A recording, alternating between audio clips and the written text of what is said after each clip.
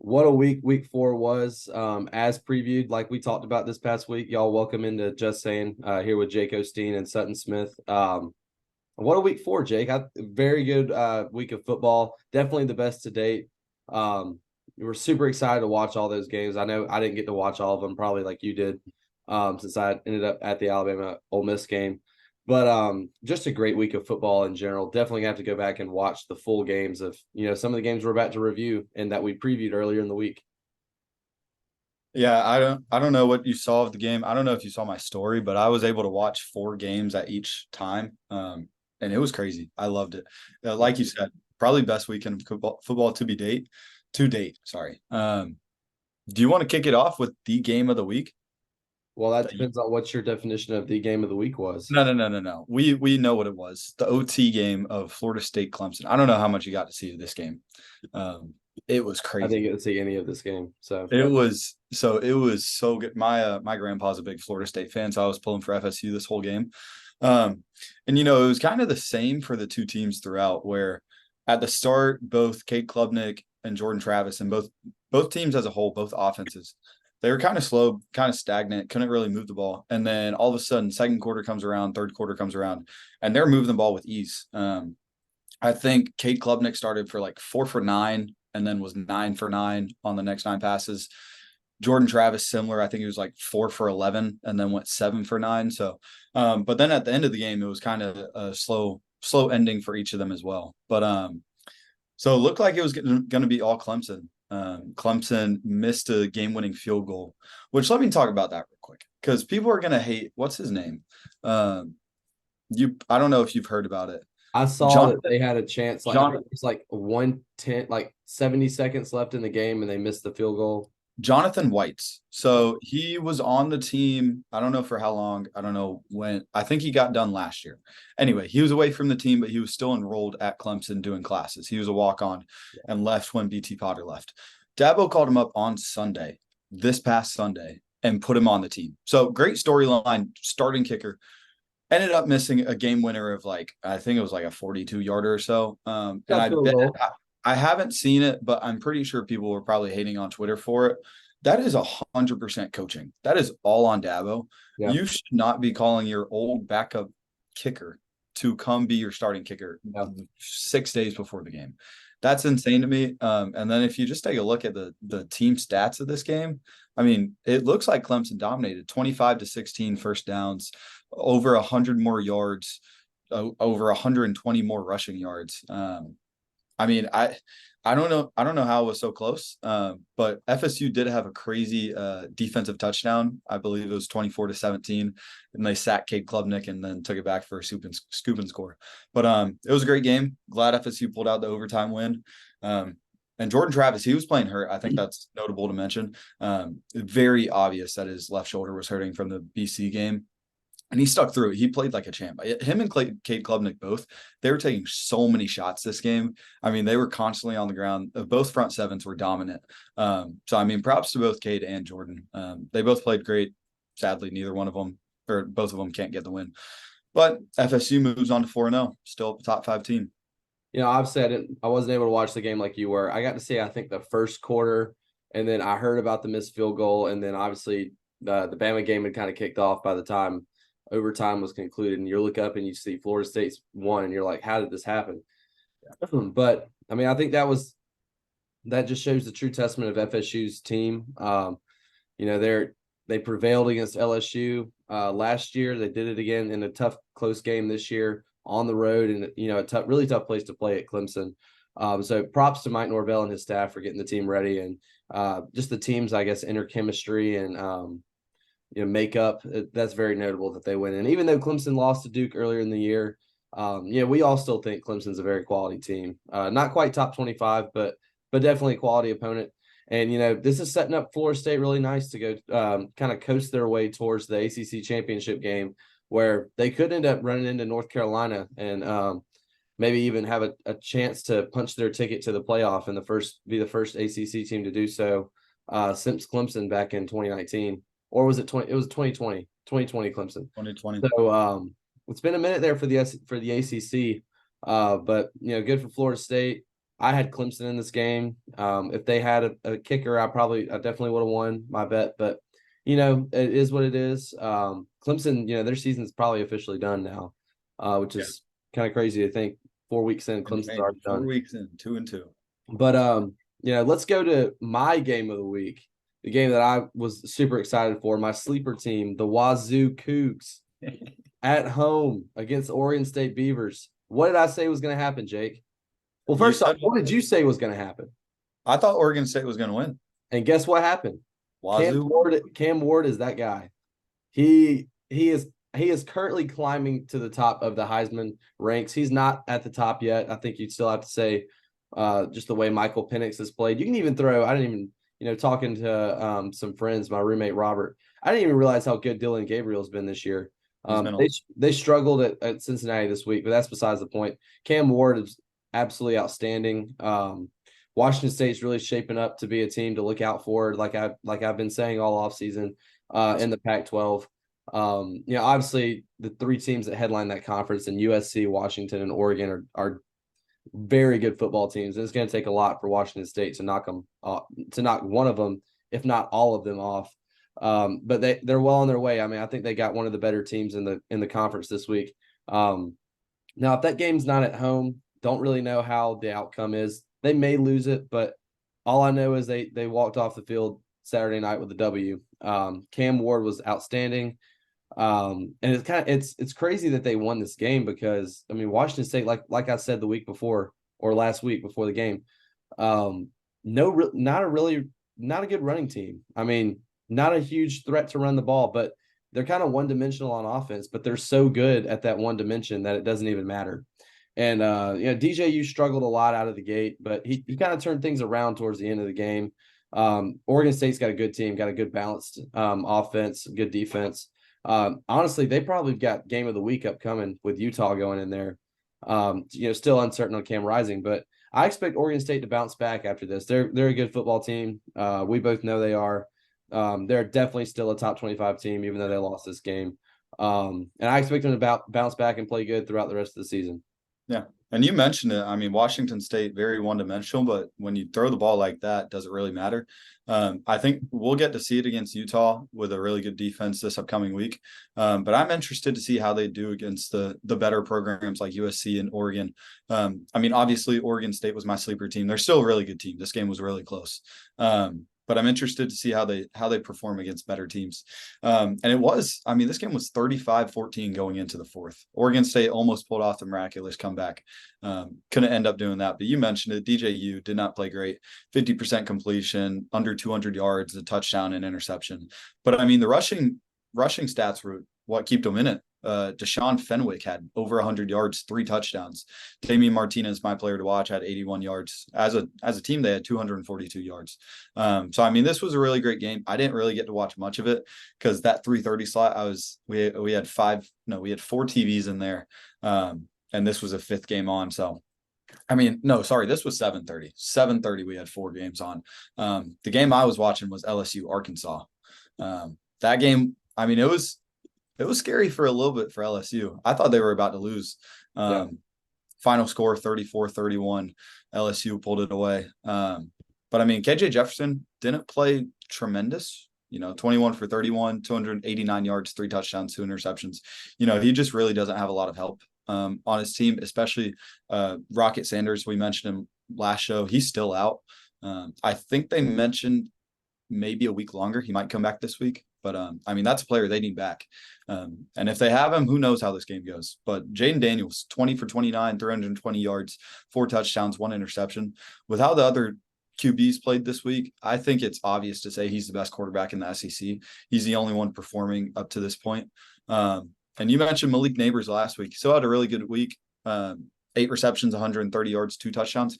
Brian Thomas, another name to mention, 5 receptions, 133 yards, 2 touchdowns. So that 2-headed monster on the receiver core led him to the win. Yeah, I didn't really think we'd be talking about this game in this conference, in this part. I thought Arkansas would cover the spread, but I thought it was going to be more like a 14-point win, not a down to the wire nail biter type of game that it was, especially at home for LSU. But I think it shows you like we were just talking about with Oregon State and and the toughness. We were talking about being tough earlier. Florida State, the toughness of their team. We were just talking about how the mentality of, you kind of take off the mentality of your coach, and I think Sam Pittman is one of the guys that preaches toughness and being able to withstand the punches that other teams throw at you. When you get punched in the mouth, how do you take it? And I thought Arkansas took it very well, but LSU did as well. I mean, LSU fought in this game. The thing with me, though, that kind of scares me for LSU is Arkansas does not have a good defense. They're pretty one-dimensional on offense too. And did Rocket Sanders play in this game? He didn't. That's even more scary, because what if they had Rocket Sanders? Arkansas probably wins that game. He's probably their best player, if not KJ. But first off, Arkansas, the uniforms, they looked great. The all red uniforms, loved them. They looked awesome. But the fact that they almost went into Baton Rouge and won is very troublesome for LSU. And LSU doesn't have much of a turnaround. And a night game, of course, too. Do what? It was a night game, of course, too. And so yes, Ole Miss is coming off a loss, and we'll get into that here in a second against Alabama. But Ole Miss obviously still has everything to play for in front of them. They can hope for another Bama loss, and if they win out, and Alabama loses a game, they're going to represent the SEC West in the SEC championship game, something that they haven't done. Well, Bama would have to lose 2 games. Right, you're right. Bama would have to lose 2 games. Well, with the way Alabama played this year, it's very possible. So, huge game for the Rebels upcoming this weekend. But I think the stakes are just as big for LSU. I mean, you still got Alabama on your schedule. You've already lost a game as well. So if you lose a game, you're out of it. Both of them kind of going in with the same stakes, and that's gonna be a great game to watch this upcoming week. But yeah, definitely surprised at the Arkansas Razorbacks and what they did in Baton Rouge. But let's go ahead and get to the Alabama Ole Miss game. I was on hand in Tuscaloosa to watch the game, and I wouldn't say the score at halftime was what I envisioned it to be. Lots of missed opportunities from both teams. Very sloppy first half. Like I said, wasn't expecting a 7-6. I was expecting an Ole Miss lead at halftime, honestly, kind of like I mentioned in the Texas game, but because Alabama is a second half team for sure, and that's kind of how we want to play with running the ball. But it was just very sloppy from both sides. I mean, Milroe threw a really bad pick in the corner of the end zone, and like I said, we're going to take our lumps with him the way he plays the rest of the year. He's going to make an error to a game that's pretty costly, and it was.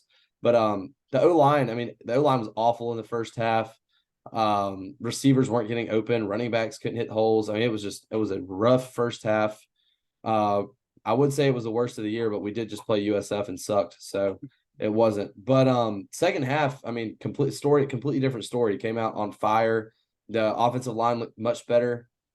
Special teams, we had a blocked punt from Ja'Cory Brooks. So special teams was there. Reichert had a really nice day kicking field goals. To say the least, not on kickoffs. He kicked 2 balls out of bounds on kickoffs, which gave them some extra yardage, and kind of goes back to the penalties we were talking about.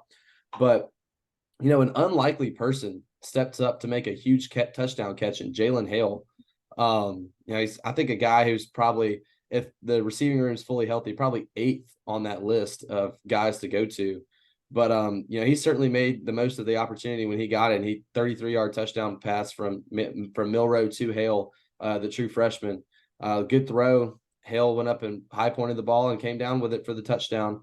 I loved what I saw from Jalen Milroe in the second half. The first half, he like the interception, like I was mentioning, and then he took a couple sacks. Much more composed in the second half. Stood in there, took some hits. Even got, I think, the breath knocked out of him one time. But he stood in there. He took it like a champ, and very happy with everything everything kind of transpired. It was a great win for Alabama. But let me just tell you this Ole Miss team is legit. They have a really good offense. Their defense isn't great, like I was saying beforehand, but Alabama's offense isn't that great.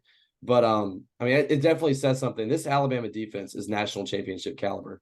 I think that's what I came away with from this game more so than anything, just because this is Lane Kiffin's the least amount of points a Lane Kiffin offense has scored in the SEC ever. 10 points. you're limiting one of the best, the fourth best offense, statistically speaking, coming into this game in the country to 10 points. That's national championship caliber. The problem is our offense is nowhere near national championship caliber. Could it get to that point? Probably not. But I would never count out Nick Saban, especially the athletes they have on this offense. Yeah, let me preface this. This is gonna sound like I'm taking stuff away from Bama. Bama's defense, you know how I feel about Bama's offense, the same way as everybody else does. Like you said, Bama's defense, national championship contender, top 5, top 10. Don't really know as much yet. So undoubtedly a top 10, potentially top 5 defense. I don't want to take that away from them. They played really well this game, extremely well. But I wasn't big on Jackson Dart. And I left this game thinking he might be a bottom 5 QB in the SEC. He played really bad. He missed, I don't know what it looked like in the stadium, but he missed so many throws, missed so many receivers. Bama could still win, even if he hits all of them. I know at the very end, he misses a wide open receiver in the end zone. That would have made it 24-17. Still could have had a chance to go win it. But, I didn't think he played well at all. And also, I want to ask you, because again, this is a thing. It might not have been completely noticeable in the stadium. There were 7 minutes left and they had the ball. It's supposed to be like not a 2-minute offense, mainly a 3-4 minute offense. And they were moving the ball like they had 20 minutes left in the game. And Jackson Dart had no urgency. They were snapping the ball less than 5 seconds. And they had 7 minutes left to go, down 14. What did you think? Did you notice that in the stadium? I didn't notice it, but I didn't think much of it just because I know the way Lane Kiffin is and he calls plays. They have and they also have the athletes. Well, hold on. They have the athletes to score quick, so they have the ability to do it. That's why I don't think really Ole Miss fans were panicking that they were kind of taking their time because they're a team I feel like that can turn it up at the flip of a switch. And to what you were saying about Dart, I thought him and Milroe both each made one throwing mistake, and that was both their interceptions. I don't know why Milroe had decided to throw that ball. I have no idea why Jackson Dart decided to throw that ball. Both of them, I think, were equally bad. But I thought Dart handled himself well. He had pressure in his face almost every single play. Dallas Turner was getting after him. Braswell was getting after him. He made plays with his legs. Their only touchdown was a rushing touchdown from him. And on that touchdown, I have no idea why we didn't have a spy because he's a very athletic guy. I don't understand. He's a good runner. He's an athletic runner.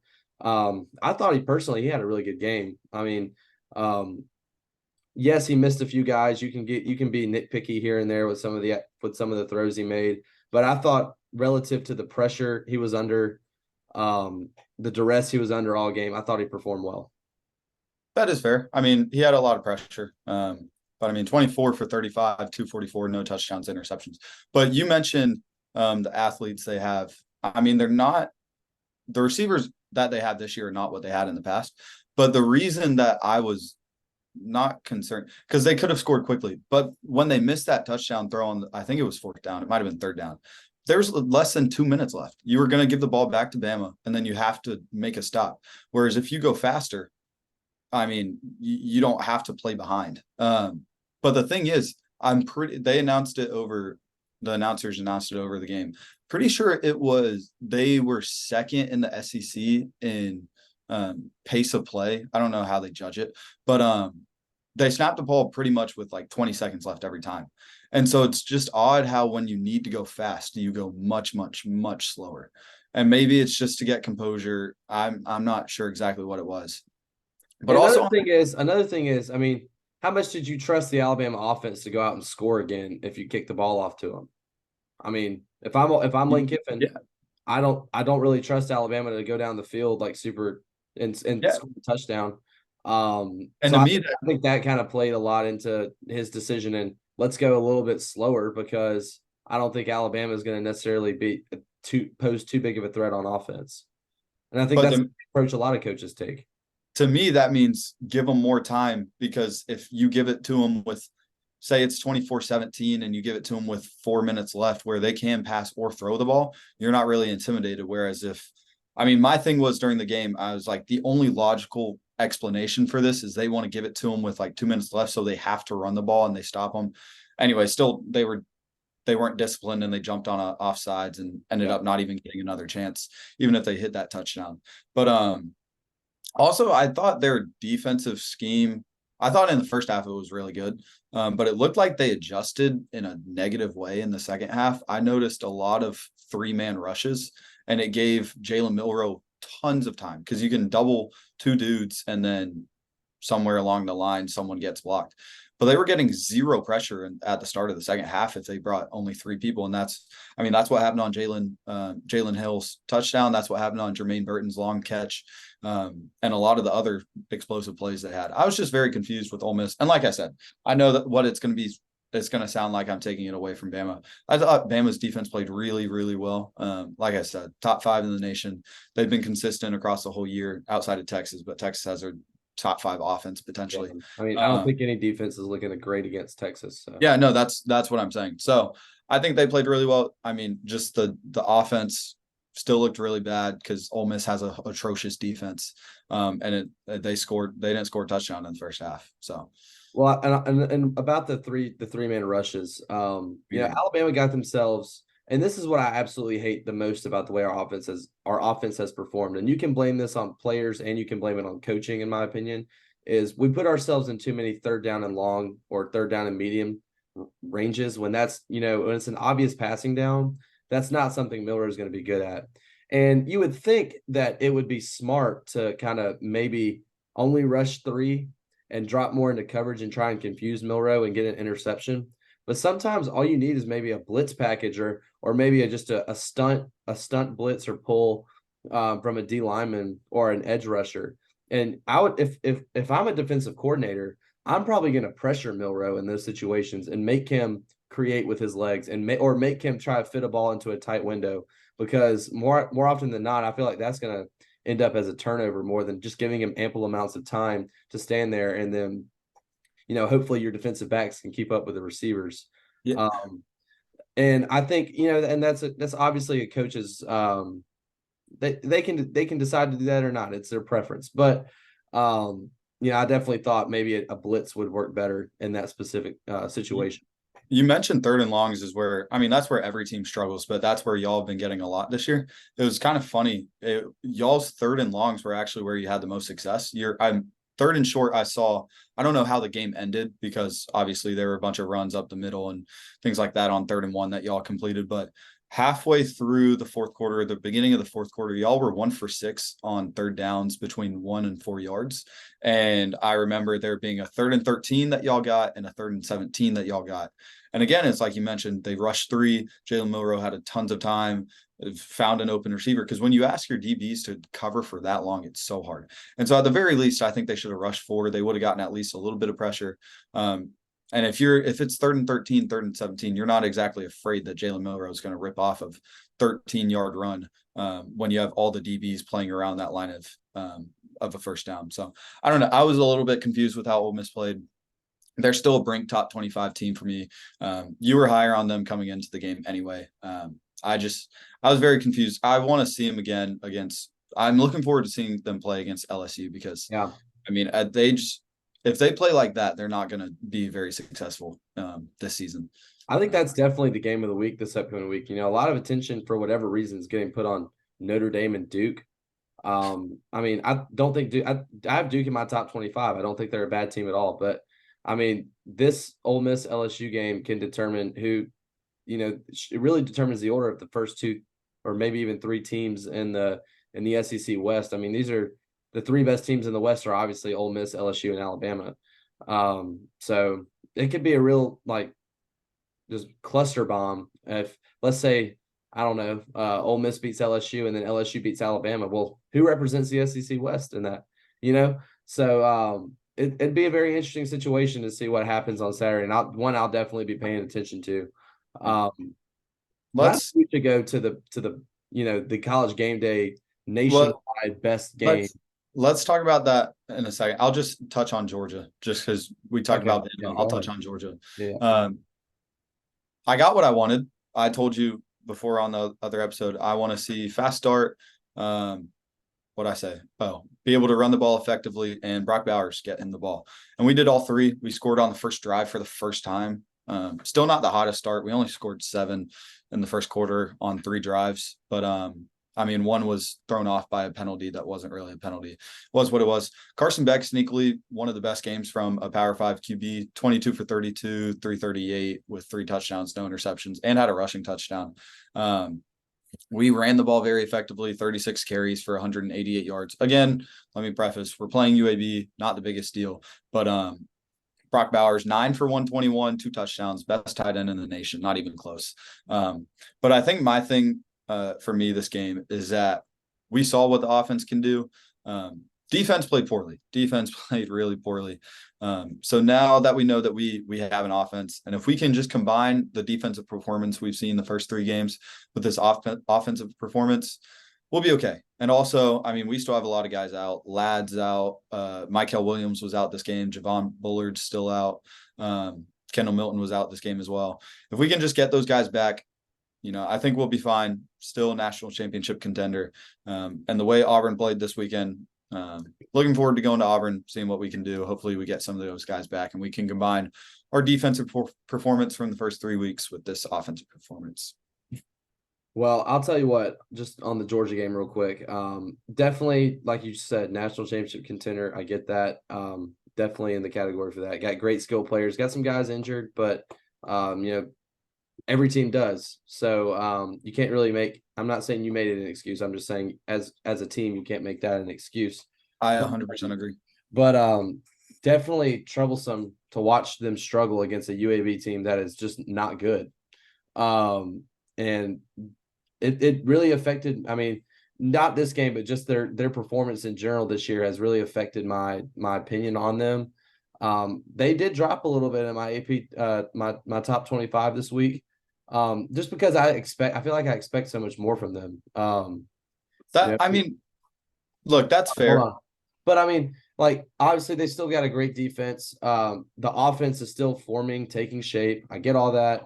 But I mean, week in and week out, it's like you looking in the first half and it's a close game, and why is this a close game? This Georgia should be putting these teams away. It's kind of almost got the old like Alabama effect. Obviously we know Alabama, not quite the same team they were, and this may be one of Saban's worst teams he's had since 2007. Get all that, but I mean, Georgia is a lot better than these teams that they're playing. They should be handling them in the first half, no matter really who it is. I mean, South Carolina too. They're a good team, but I mean, they're nothing close to what Georgia is on paper, and it's definitely troublesome. But luckily for Georgia, like we've talked about all year, they've got so much time to work all this stuff out. It's obviously still a work in progress, especially on the offensive side. But they probably won't be tested again until they play Ole Miss, and that's going to be a home game. Especially the way Auburn looks. I get that, we've always talked about Jordan Hare is a different animal. The voodoo magic in that place is different. But, I mean, Auburn is awful, and Georgia should definitely handle business this week. But with that being said, I mean, I expect it to be a pretty close game at halftime. But like the theme Georgia's had this year, they should pull away in the second half. So you're 100% correct. One, I'm not making excuses for injuries. Injuries are just the thing. I just want to get those guys back. Because we've struggled against these. We struggled in South Carolina, struggled against other teams. Not really. There was never a point in any of the other 3 games where anyone thought we were going to lose. We just didn't play as great as we could. But if that's because they dropped in my AP top 25 as well. The reason I'm not exactly worrisome is because every other elite team has done the exact same thing. So by your standards, what you're saying, Washington should be your number 1 team. They're the only team that has looked elite week in week. But they've been the only consistent team, because you look, Penn State outside of this week, they've done it. FSU's done it. Georgia's done it. Michigan's done it. Texas has done it. Ohio State's done it. USC's done it. Oregon's done it. Notre Dame's done it. Bama's done it. Every single team has been inconsistent, and I that's why I love college football. Yeah, because this year, I told you in the beginning of the year, there's like 12 teams that could win the Natty this year, because no team looks consistent outside of Washington, and still Washington hasn't played anyone. So, I mean, they don't know what their troubles are. But that's the reason alarm. That was loud. I didn't hear it. But that's the reason I'm not worried, because yes, Georgia has struggled. Georgia hasn't looked exactly elite every single game, every single drive, but no team has. Not a single one, because Texas struggled against Wyoming, FSU struggled against Boston College, Ohio State struggled until they played Notre Dame. Like I said, I'm not exactly worried about it. Every elite team has struggled this year. No, I get it. It's just for me, the difference between Georgia and like Texas is, yes, Texas struggled against Wyoming, but Georgia has had a tough start every game so far this year, through 4 games. So I think that's where I kind of, and I'm not worried about them either. They're going to end up being just fine. But like we said, let's go ahead and get to the game at South Bend. What a finish. Pretty embarrassing for Notre Dame, honestly. Having 10 players on the field the last 2 plays. An extra player on that field would have made a huge difference, probably. That we may be talking about a different outcome.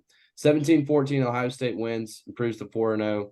Notre Dame 4-1. Obviously, they played a week 0 game, so that's why they played 5 games. Mm-hmm. I came away from this, and I don't know if you feel the same as me. I still am unsure about Kyle McCord. I mean, I think he's definitely got the tools.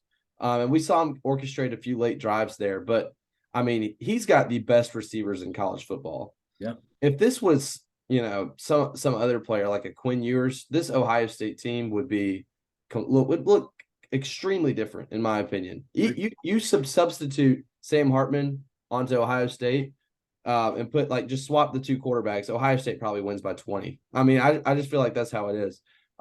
He's not a bad quarterback by any stretch of the matter, but he's someone that Ohio State is not used to, kind of like the whole situation with Alabama with Jalen Milroe.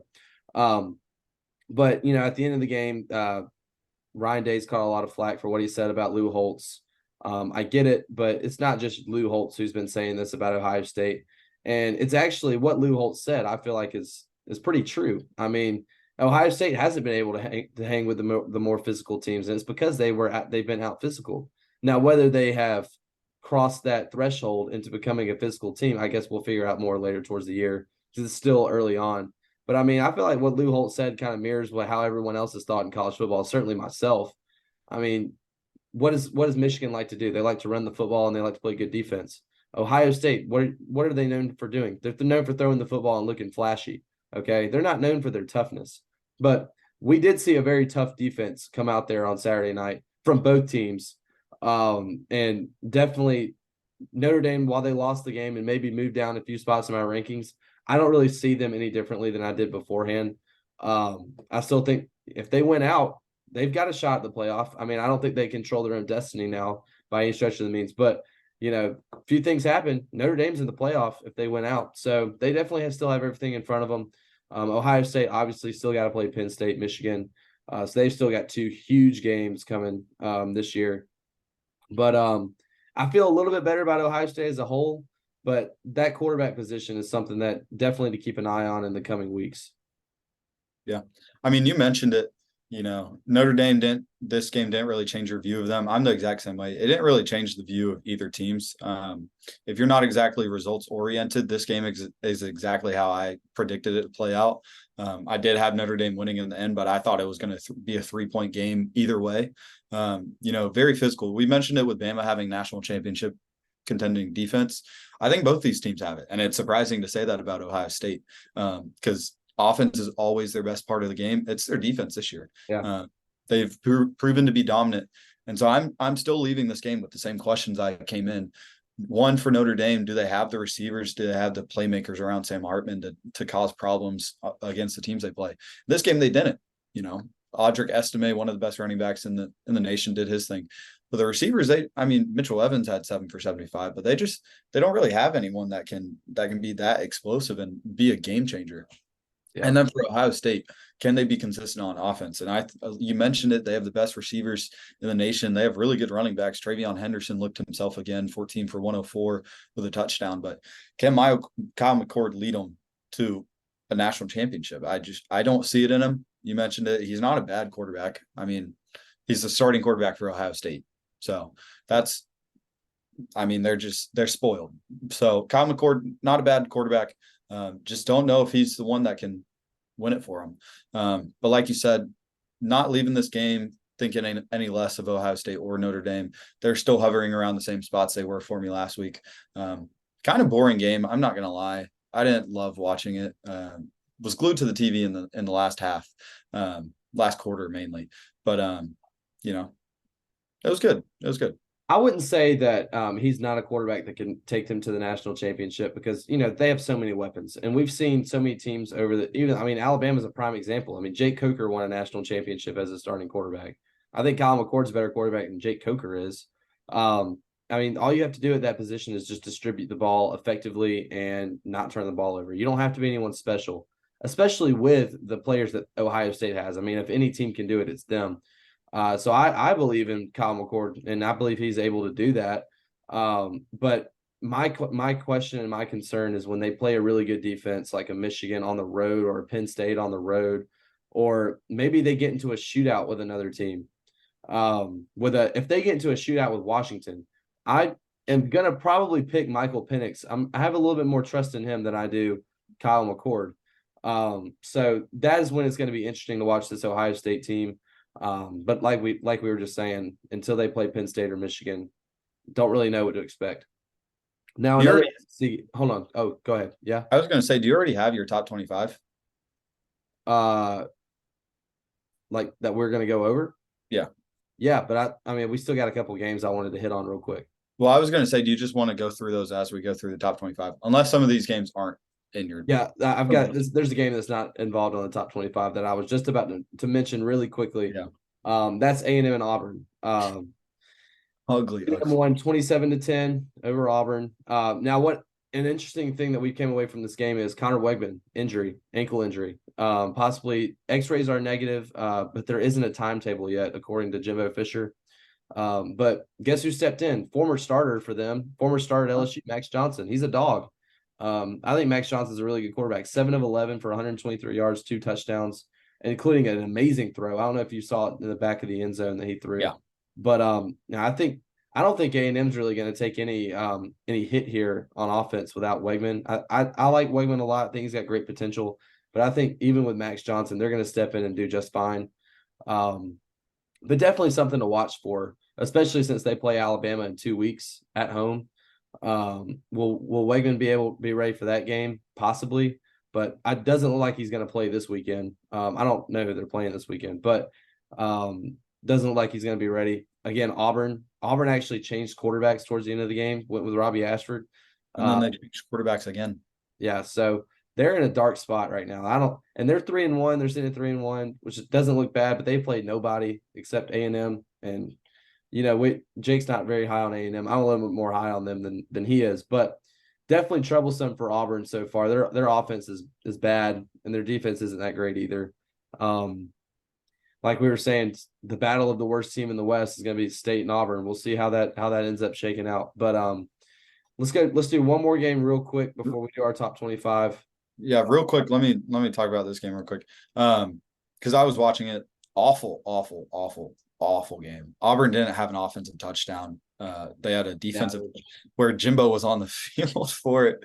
Don't know what he was doing. But you mentioned it. Connor Wegman went down. They looked better with Max Johnson. Wegman looked terrible. A&M looked terrible. And then once Wegman went down, that's when offense started to click. So, yeah. Max Johnson might be their QB this year.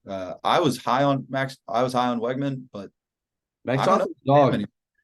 Dog. Max Johnson's good. Wegman's good, but you were 8 for 14, 70 yards against this horrible Auburn team. Their defense is better than their offense, but still, it's not very good. They just suck. And you mentioned horrible QB performance. They were just all Peyton Thorne, worst QB in the SEC, 6 for 12, 44 yards. They brought in Robbie Ashford, only went 1 for 4 with 4 yards, and then put in their third string. They just couldn't move the ball the entire time. It was really ugly. And A&M's defense, Miami hung up 44 on them, so it's not what it used to be.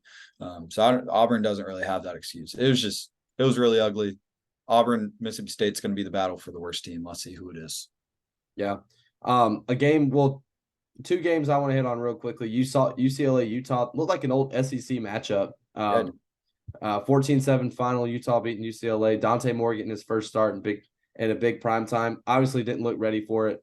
No Cam Rising either. So I think that shows how good this Utah defense is and being able to stop that Chip Kelly offense. So big win for Utah there. And then obviously the beatdown in Eugene with Oregon and Colorado. It is what it is. A lot of people are going to hop off the Colorado train after this game, but we've been saying I thought Colorado would cover this game, but I have been saying Oregon's the best team in the Pac-12 in my opinion, and they absolutely showed it on Saturday. So let's get to our top 25. You were saying real quick. Let me because I thought Oregon was going to blow Colorado out. They did. This game was horrendously ugly. Let me see Shadur Sanders' stats real quick. 23 for 33, 159 with a touchdown. That's highly inflated. Once Oregon put in their backups, he was thrown down the field trying to score a touchdown. They eventually did. Yeah. But where's his rushing stats? 10 for negative 34 yards because he got sacked a total of 7 times, and he was just running backwards the whole time. And what did we talk about? Those lines of scrimmage, man. They're awful. One of the exaggerated takes I gave in our last show, I said that Oregon was going to score on every drive. They almost did. This is the drives. Touchdown, touchdown, touchdown. Really bad interception by Bo Nix. It should have been a touchdown, and then he just underthrew it. Anyway, touchdown, touchdown, touchdown, turnover on downs. They went for it on 4th. Punt to end the game when they had their 2s in. So, I mean, they were only stopped 1.5 times, really, when Bo Nix was in the game. So, dominant performance from Oregon. Colorado looked really bad. Travis Hunter couldn't save him this game, even if he was playing. Did you see he was playing 2K in the middle of the game? No, but that's not a good look. Not a good look. But I mean, if you're down 42-0, who gives a crap? I don't care. I don't like him. Okay. Well, top 25. Let's start 25 and back like normal. For me, I don't know about you. I've got 3 new teams in my top 25. One team re-entering from earlier this year. Actually just a couple weeks ago. But you got any newcomers in? Yeah, I do. It's one team. You've been high on them the whole year, and I finally put them in. I know who it is. Go ahead. Start 25 through 21. I mean, you're gonna have to wait to hear them because they're not in the top. They're not in the bottom 5 of the 25. So maybe it's someone I'm not thinking of. Okay, well, you probably just forgot that I don't have them in there. So because I think I know who it is now. But okay. So I got UCLA. That loss didn't mean a whole lot to me. They played really, really well. Dante Moore, he's a freshman. He's going to take his licks. So I still think they're a top 25 team. They can compete with pretty much any team up there. They played well. UCLA, Florida, Ole Miss, Oregon State, Missouri. Those are not my top 5. Like we said with Oregon State, Ole Miss, they're still really good teams. They're just fringe top 25. Just don't think they can hang in there with the best of the best. We saw it in Ole Miss, and Oregon State got beat by Washington State. So still think they're all really good teams. Just don't know what they can do this year. Yeah. So my 3 newcomers are 25 through 23. So we'll start 25. I'm going to go to Kansas Jayhawks. Very interesting game coming this week. They're playing at Texas. And in the past, Kansas has been a thorn in the side of Texas. So very interesting game this upcoming week. The line's pretty fat. I think it's like 16.5, which is pretty big line. So definitely interested in watching that game. 24, I've got the Maryland Terrapins. My lock of the week from this past week that hit, they beat Michigan State 31-9. They were favored by 7. So Toledo Tagovailoa is looking really good. Obviously, Mike Locksley, great offensive coordinator at Alabama, great offensive mind. Doing good there in Maryland. 23, Kansas State is re-entering my top 25 after losing to Missouri a week ago. Big win over UCF, a team I was pretty high on.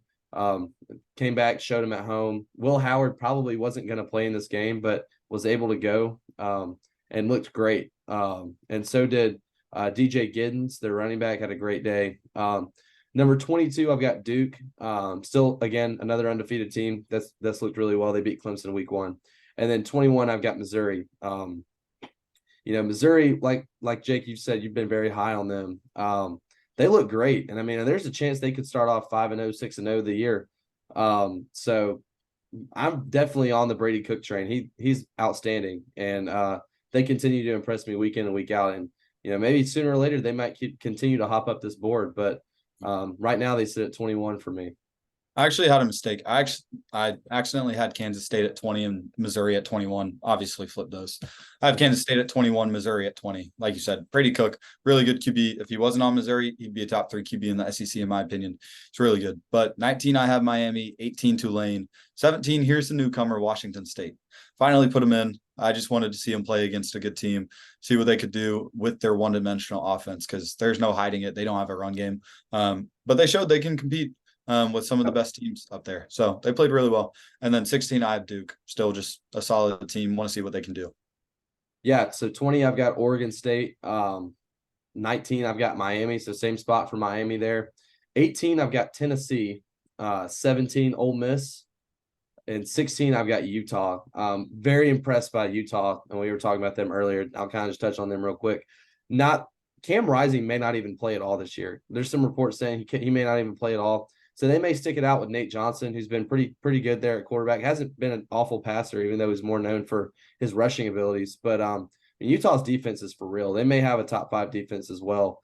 They looked great, obviously, against the UCLA team. I know Dante Moore's just a freshman, but Chip Kelly's he's a great offensive play caller, and they've got weapons over there. So I was very impressed by Utah's defense this past week, and definitely looking forward to this upcoming game when they go to Oregon State. I mean, what a game that's going to be on Friday night. I'm probably going to be at a high school football game, so I hate that I'm going to miss that one. Let me ask, why do you have Tennessee at 18? I've got Tennessee at 18 because I still believe that they're going to turn the page at offense on at some point in the year. I think they're going to just hop off the Joe Milton train. Well, let me ask you: if Tennessee played Missouri right now, who's winning that game? You think Missouri? I don't think Missouri would beat Tennessee right now. Missouri's winning. I still need to see a little bit more from Missouri. I'm very impressed with what they do, but I think Tennessee's weapons on offense is just too much to ignore. That's why I have Tennessee at 18. They have guys there, but they haven't done anything this year. I mean, they sucked against Virginia. They sucked against Austin Peay. They sucked against Florida.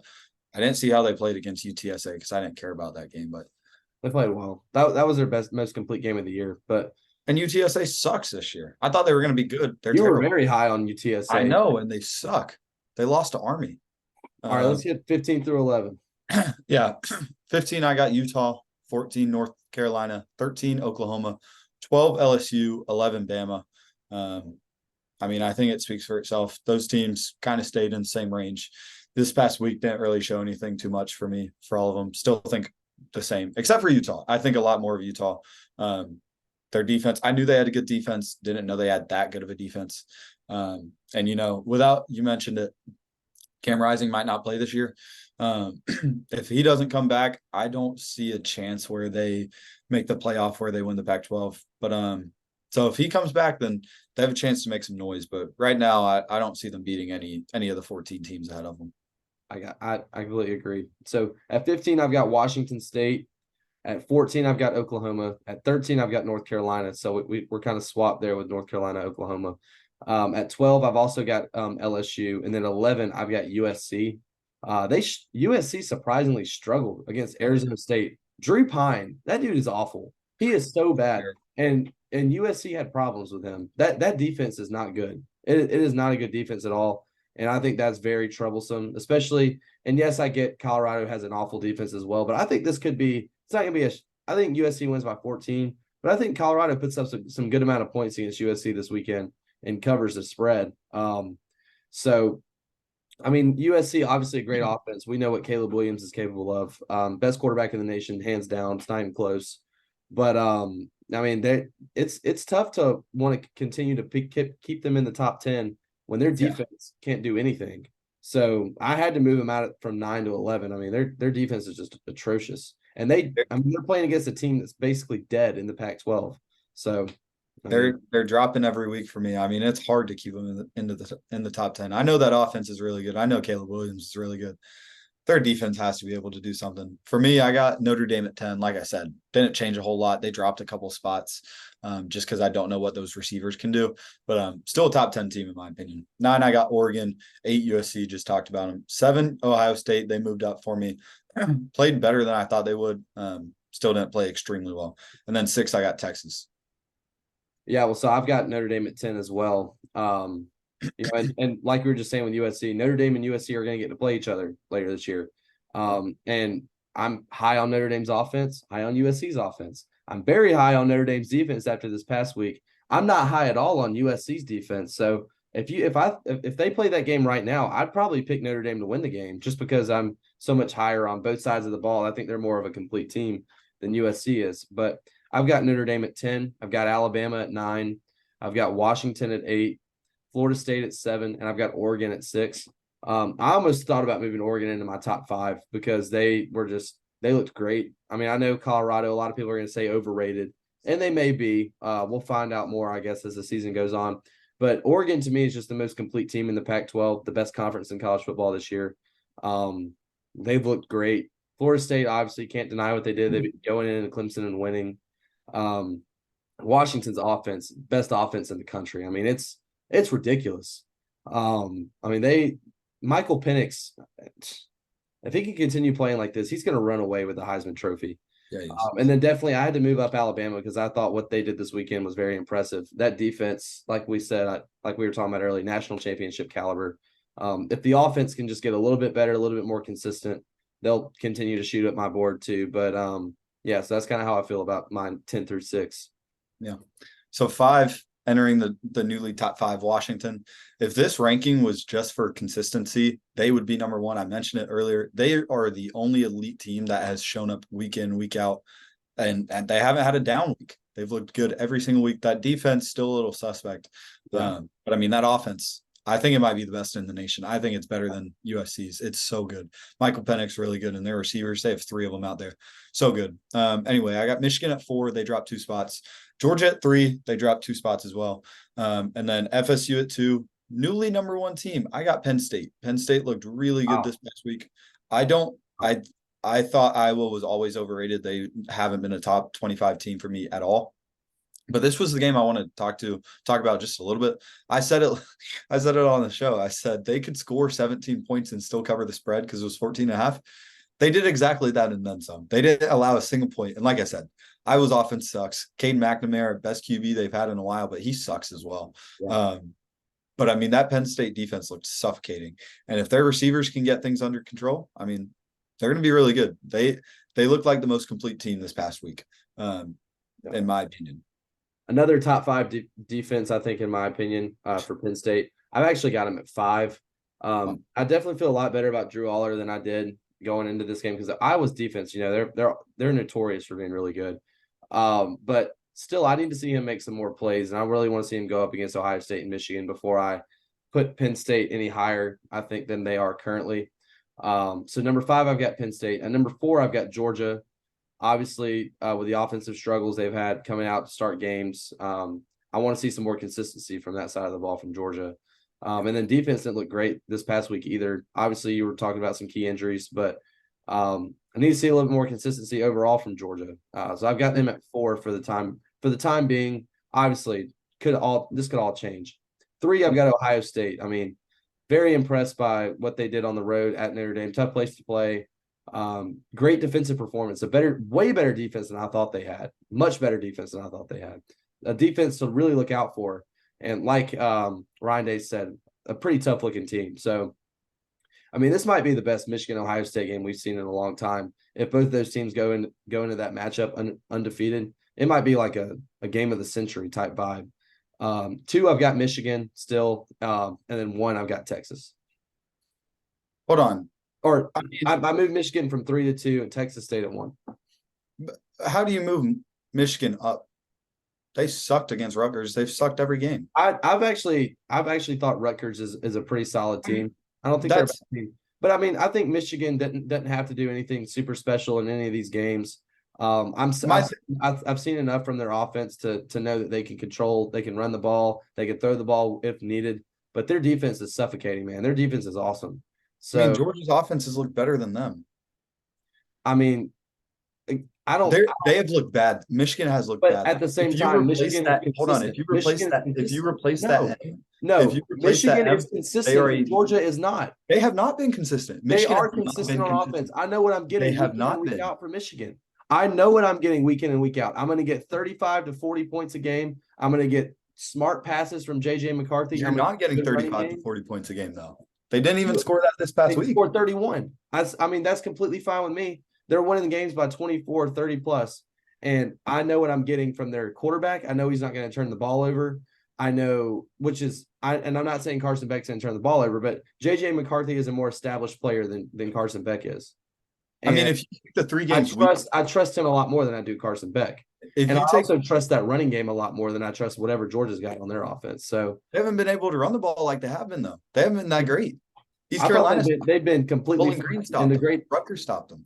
The great thing about it is they don't have to prove it till later. But I think they're definitely, to me, they're a very talented team. I can't overlook that. They didn't even have their head coach the first 3 games. Again, didn't really matter. Doesn't really matter. But I'm actually really high on Michigan. I think they're going to be in the national championship game this year. I predicted that to start the year. But and then obviously Texas, I mean, best team in the nation in my opinion right now. I put them up against anybody and they'd win, in my opinion. So my thing is Georgia's, because you've knocked Georgia down 3 spots and you brought Michigan up 1 spot. Georgia's played the 3 bad teams we played. South Carolina's not bad. So the 3 bad teams we played, we beat more than Michigan has their 4 teams. We have looked better against. We have looked better against the same opponents. South Carolina excluding, because South Carolina is a competent team. They don't play any competent teams. So there's inconsistencies, and I don't see it. Who are the 3 teams that Georgia has played besides South Carolina? UAB, UT Martin. Yes. Ball State. No. Yes. Was it Ball State? Michigan has played, the other 3 games that they've played have been against a Big 12 team or a Big 10 team in Rutgers that is better than any of those 3 teams I mentioned. I agree. East Carolina, the team they played to start the year, is better than any of those 3 teams I mentioned. Oh, yeah. Oh, no, it's not even close. East Carolina is better than those 3 teams. Ball State sucks. UT Martin's awful.